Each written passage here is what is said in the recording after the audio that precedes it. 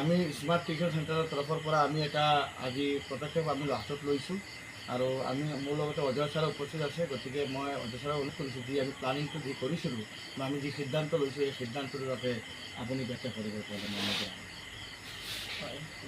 ধন্যবাদ জ্ঞাপন কৰিছোঁ STC নীলবাগান টিউশ্যন চেণ্টাৰৰ পৰিচালক মহোদয়।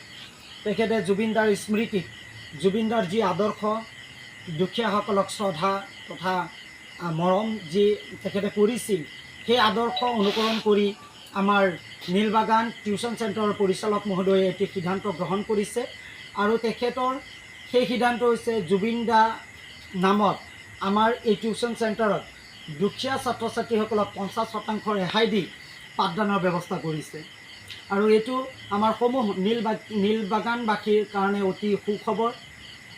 আৰু আমাৰ এই যি 50% ৰেহাই দি যি দুখীয়া ছাত্ৰ ছাত্ৰীসকলক পাঠদানৰ ব্যৱস্থা কৰিছে, সেই পাঠদানৰ যি কেম্পাছ থাকিব সেই কেম্পাছৰ নাম ৰখা হ'ব জুবিনদা কেম্পাছ। সকলো কাৰণে নেকি 50%? হয়, সকলো মানে যিসকল ছাত্ৰ ছাত্ৰীয়ে আৰ্থিক অসুবিধাৰ বাবে এনেধৰণৰ টিউশ্যন চেণ্টাৰত পঢ়াৰ সুবিধা নাপায়, সেইসকলৰ কাৰণেই আমাৰ পৰিচালক মহোদয়ে এই সিদ্ধান্ত গ্ৰহণ কৰিছে। ধন্যবাদ ছাৰ, আপুনি কি ক'ব বিচাৰে? হয়, মই কৈ আছোঁ এইটো যে সেই সিদ্ধান্তটো আমি লৈছোঁ সেইটো কাৰণে যিহেতু জুবিনদাই কি কৰিছিলে, এই অসমত বহুত দুখীয়াসকলক সহায় কৰিছিলে বা ছাত্ৰ ছাত্ৰীসকলক সহায় কৰিছে। তাৰ কাৰণে আমি কি কৰিছোঁ, এই কেম্পাছৰ ভিতৰত আমি এটা ৰুম বনাইছোঁ। সেই ৰুমৰ নাম থাকিব জুবিনদা কেম্পাছ বুলি। আমি এখন বেনাৰ লগাই দিম আৰু এই কেম্পাছত কেৱল মাত্ৰ দুখীয়া ল'ৰা ছোৱালীসকলে পঢ়া শুনা কৰিব।